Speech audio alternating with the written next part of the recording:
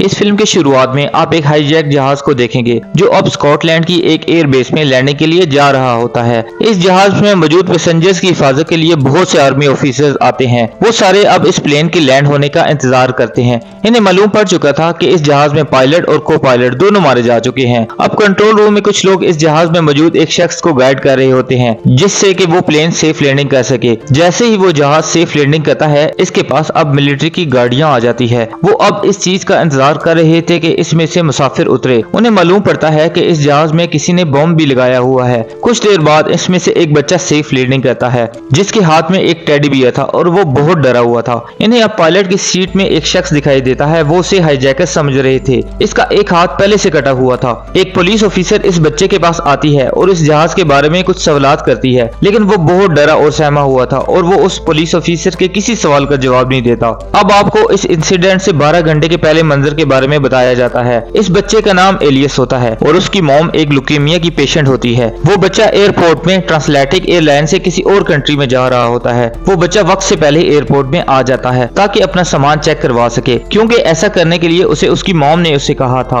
जो अपने इलाज के लिए अपने बेटे के साथ किसी और मुल्क में जा रही थी। वो तैयार होकर और अपनी मेडिसिन लेकर अब एयरपोर्ट में पहुंच जाती है, जहां पर उसका बेटा उसका पहले से इंतजार कर रहा होता है। वो लड़की सहमे हुए स्कैनर से गुजरती है। सिक्योरिटी क्लियरेंस के बाद अब वो अकेले में जाकर लाल रंग की मेडिसिन पीती है और अपने आप को एक इंजेक्शन लगाती है। एलियस वहां वेटिंग रूम में फरीद से मिलता है। वो एक इंटेलिजेंट किड था, इसलिए वो अपनी मॉम की बीमारी के बारे में फरीद को बताता है। कुछ देर बाद वो सब जहाज में चले जाते हैं और वो चल पड़ता है, यानी कि जहाज टेक ऑफ हो जाता है। इस जहाज में कुछ लोग बहुत अजीब सा बिहेव कर रहे थे। उन्हें देखकर ऐसा लग रहा था कि जैसे वो कुछ छुपा रहे हो। सब पैसेंजर सो रहे थे, लेकिन एलियस की मॉम बहुत बेचैन और परेशान थी, इसलिए अब वो अपनी फैमिली का फोटो देखकर अपनी आंखें बंद कर लेती है और उन अच्छे लम्हों को याद करती है जो उसने अपने हस्बैंड के साथ गुजारे थे। लेकिन एक रात सफर के दौरान उनकी गाड़ी खराब हो जाती है। बहुत ज्यादा ठंड भी पड़ रही थी और उन्हें कार में खराबी का पता नहीं चल रहा था, इसलिए उसका हस्बैंड मदद लेने के लिए वहां से चला जाता है, लेकिन उसके बाद वो कभी लौट कर नहीं आता। जैसे ही उसकी आंख खुलती है, वो अपने आप को प्लेन में वापस पाती है, लेकिन अब वहां पर मिसहैप होता है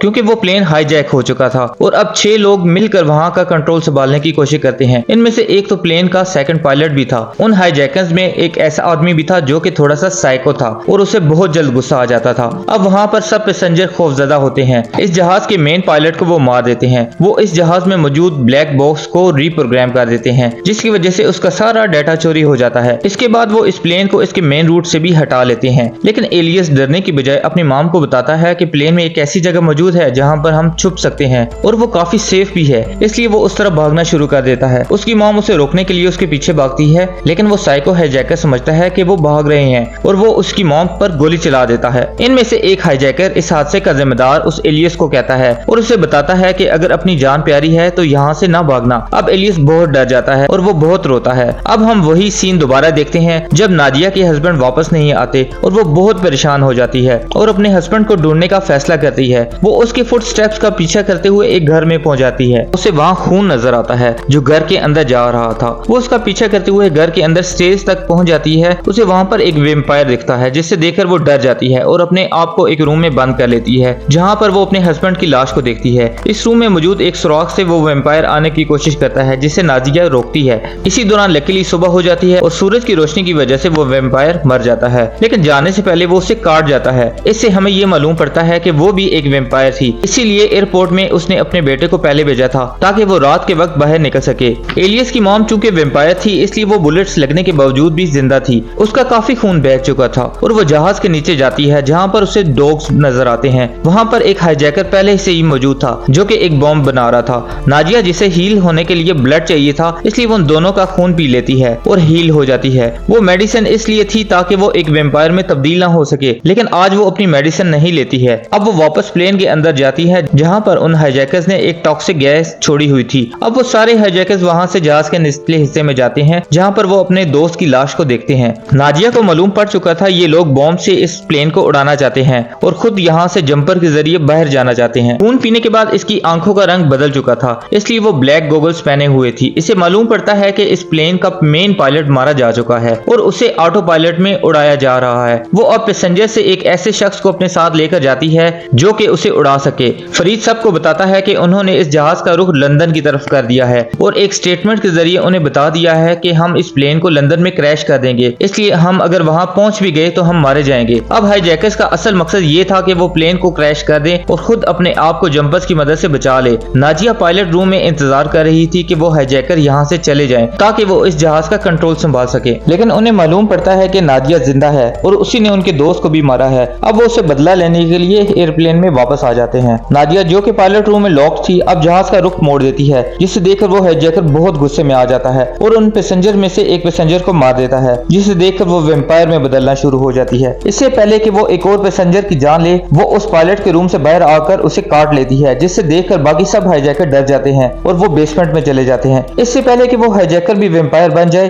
वो एक नाइफ से उसे मार देती है। ये सारा मंजर वो साइको हाईजैकर देख रहा होता है। वो अपने बेटे एलियस को समझाती है, चाहे कुछ भी हो जाए तुमने अब ये दरवाजा नहीं खोलना, तुम वहाँ महफूज हो, और ये कहकर वो वहाँ से चली जाती है। वो साइको हाईजैकर इसका सामान देखने के बाद समझ जाता है कि वो एक वैम्पायर है। उसे मालूम पड़ चुका था कि वो खुद को सूरज की रोशनी से बचा रही है। नाजिया अपने आप को मेडिसिन देती है ताकि वो फुली वैम्पायर में ना बदल सके। इनके पास में हमें दिखाया जाता है कि इनकी हस्बैंड की डेथ के बाद उनकी जिंदगी काफी मुश्किल हो चुकी थी, क्योंकि वो एक वैम्पायर थी, इसलिए वो सिर्फ रात के वक्त घर से बाहर निकला करती थी। एलियस एक छोटा सा बच्चा था, उसे संभालना काफी मुश्किल होता था। ये टाइम उसके लिए काफी टफ था। वो दोबारा से उसी घर में जाती है जहाँ पर उसे उस वैम्पायर ने काटा था। वहाँ पर उस वैम्पायर का डैड मौजूद होता है और वो नाजिया को देखकर इस पर गोली चलाता है, क्योंकि इसकी वजह से उसका सन मारा जा चुका था। इसके बाद हम प्लेन वाला सीन दोबारा देखते हैं। वो सारे हाईजैकर्स इस प्लेन को कंट्रोल संभालने के लिए और नाजिया को मारने के लिए वापस आते हैं। एलियस अपनी मॉम को बचाने के लिए वापस आता है, लेकिन इसी दौरान वो साइको हाईजैकर भी वहाँ पर पहुँच जाता है।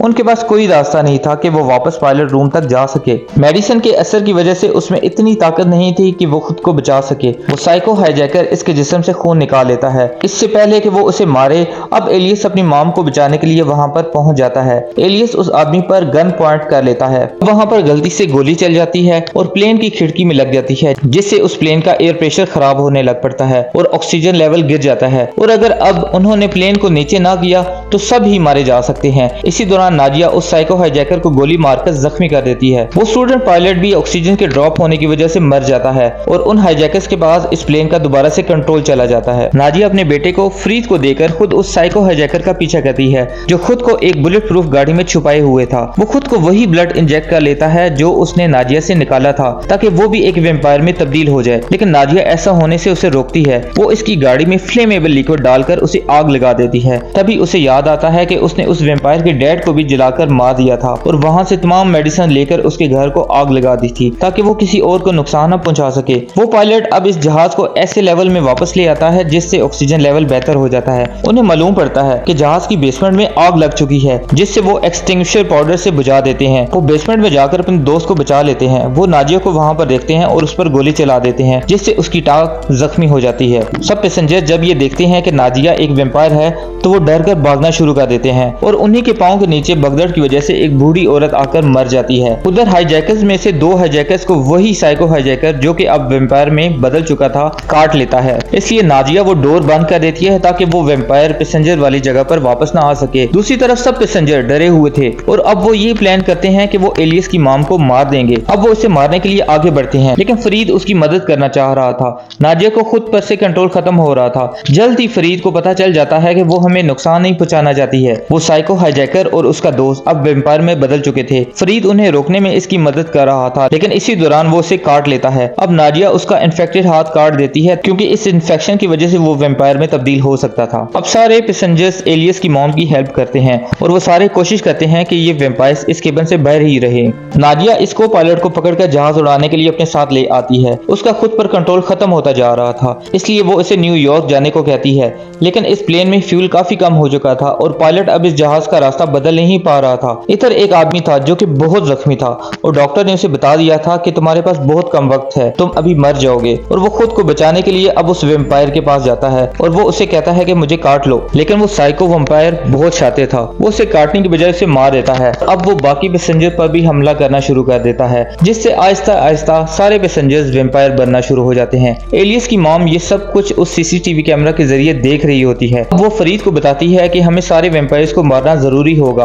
तभी वो को पायलट इस ब्लास्ट के बारे में बात करता है जो उसके हाईजैकर दोस्तों ने इस प्लेन में करना था, लेकिन उसका रिमोट एक ऐसे आदमी के पास था जो कि मर चुका था। वो ऐसी जगह में मौजूद था जहाँ पर सब वैम्पायर्स मौजूद थे। अब एलियस की मॉम कहती है कि वो अपनी जान की कुर्बानी देगी। एलियस उसे ऐसा करने से रोकता है और वो खुद रिमोट हासिल करने के लिए एक छोटे से टनल से गुजरना शुरू कर देता है। इसके पास यूवी लाइट थी जिसकी मदद से वो उन वैम्पायर्स को खुद से दूर रखे हुए था। लकीली वो रिमोट तक पहुंच जाता है और उसे हासिल कर लेता है। जब वो वापस आ रहा था तो एक वैम्पायर उस पर अटैक कर देता है जिससे उसकी यूवी लाइट गिर जाती है और वो खुद को उनसे बचाने के लिए एक गाड़ी के नीचे छुप जाता है। नाजिया उस को पायलट से पूछती है कि लैंडिंग कितनी मुश्किल है। वो बताता है कि प्लेन ऑटो पायलट पर है, सिर्फ लैंडिंग के दौरान ब्रेक लगानी है। और इसके बाद वो फरीद को कहती है कि तुम मेरे बेटे का ख्याल रखना, और साथ ही में वो उसको पायलट का खून पीने लग पड़ती है क्योंकि उसे एनर्जी की जरूरत थी ताकि वो उस वैम्पायर से लड़ सके। वो साइको वैम्पायर सब वैम्पायर से ज्यादा ताकतवर था, इसलिए उसके आने की वजह से सब वैम्पायर उस एलियस से दूर चले जाते हैं। अब नाजिया अपने बेटे को बचाने के लिए उसके पास जाती है, लेकिन वो साइको वैम्पायर बहुत ज्यादा ताकतवर था। वो नाजिया पर भारी पड़ जाता है।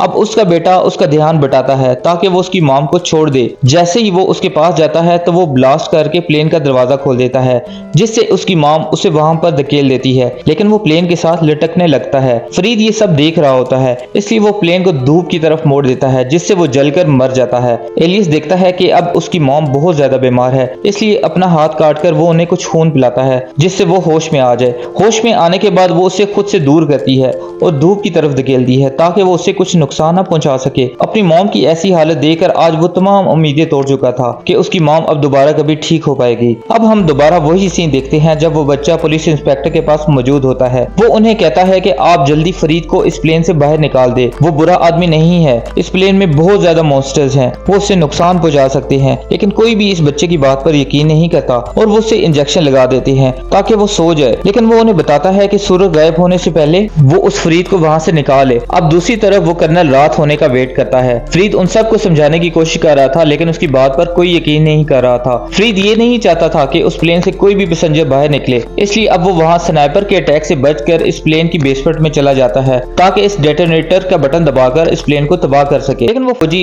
ऐसा करने से उसे रोक लेते हैं। इसी दौरान कुछ सोल्जर्स उस प्लेन के अंदर दाखिल हो जाते हैं। कंट्रोल रूम से ये सब मनाजिर वो लाइव देख रहे थे। वो कमांडर ये सब देखकर बहुत परेशान हो जाता है। एलियस खुद को छुड़ाकर अब उस प्लेन की तरफ भागता है। प्लेन के अंदर मौजूद सब सोल्जर्स पर वो वैम्पायर हमला कर देते हैं और वो सारे मारे जाते हैं। एलियस अपनी मॉम को देखता है जिनका खुद पर से कंट्रोल खत्म हो चुका था, इसलिए वो रिमोट से इस प्लेन को डिस्ट्रॉय कर देता है जिससे सारे वैम्पायर्स मर जाते हैं। वो कमांडो अब फरीद और उस छोटे लड़के एलियस को भी आजाद कर देते हैं। अगर आपको मेरी स्टोरीज अच्छी लगती है तो काइंडली मेरे चैनल को लाइक और सब्सक्राइब जरूर कीजिएगा।